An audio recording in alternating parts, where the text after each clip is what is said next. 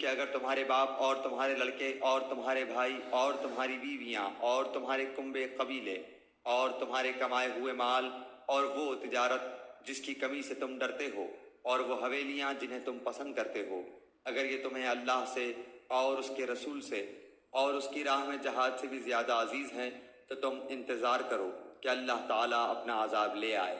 اللہ تعالیٰ فاسقوں کو ہدایت نہیں دیتا۔ یقیناً اللہ تعالیٰ نے بہت سے میدانوں میں تمہیں فتح دی ہے، اور حنین کی لڑائی والے دن بھی، جبکہ تمہیں اپنی کثرت پر ناز ہو گیا تھا، لیکن اس نے تمہیں کوئی فائدہ نہ دیا، بلکہ زمین باوجود اپنی کشادگی کے تم پر تنگ ہو گئی، پھر تم پیٹھ پھیر کر مڑ گئے۔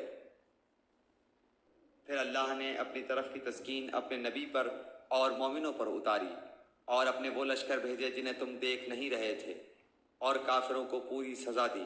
ان کفار کا یہی بدلہ تھا۔ پھر اس کے بعد بھی جس پر چاہے اللہ تعالیٰ اپنی رحمت کی توجہ فرمائے گا۔